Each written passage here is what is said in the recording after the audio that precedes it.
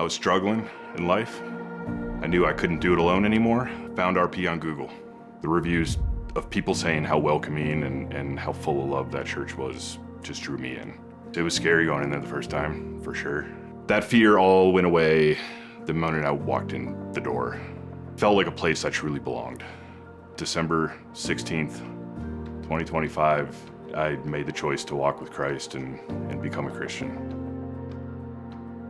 What I love about Redemption Parker is just the close-knit community that there is within. It's a place where you can know others deeply and be known, and people truly care and see one another on a daily basis. What I enjoy most about our GCs is just the place of accountability.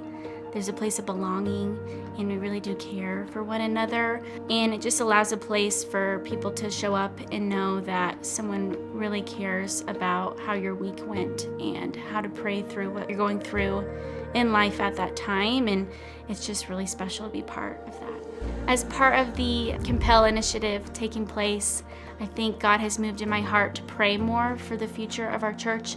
I think it's really exciting to be part of something so early on and to help grow and create a permanent, beautiful place of worship. And just to be part of something in the beginning is really beautiful and really cool. Disability ministry matters because God cares about disability ministry. 1 in 5 families are affected by disability. That means they have either a dependent in the family or are affected themselves, which is 20% of our neighbors.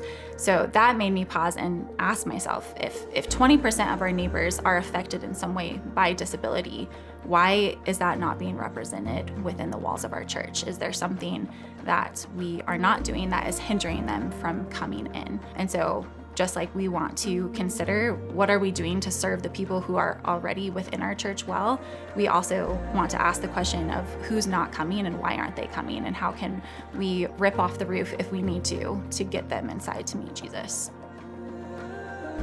Before coming to RP, I was squarely devoid of a relationship with God. And now that I'm part of the RP family, I feel that I've got that daily engagement with God that absolutely is driving the direction of my life at this point. There was not an earthly explanation that I could come up with for the changes that I had seen in people that were very, very close to me. And that was sort of my first realization that, okay, God's really impacting people's lives. And if I open the door, He can impact my life. It was time to accept Jesus as not the Lord and Savior, but as my Lord and Savior. When I think about what I'm most excited about, I think it's the future of RP. It's the future of the membership growing. It's seeing how I can contribute and give back so that we can better be the hands and feet of God here in Parker. What I love about the heartbeat of Redemption Parker is everybody is truly eager to make room for one more family on the block, one more mom friend who comes to, the play group, one more coworker, one more foster child, welcoming in one more single, one more family with a single parent, one more child. It's such a delight to see a people who love the gospel and love Christ, but they don't stop at being welcomed in by Him. They work hard laying down their lives to welcome in others. And I think that's what's going to compel us forward.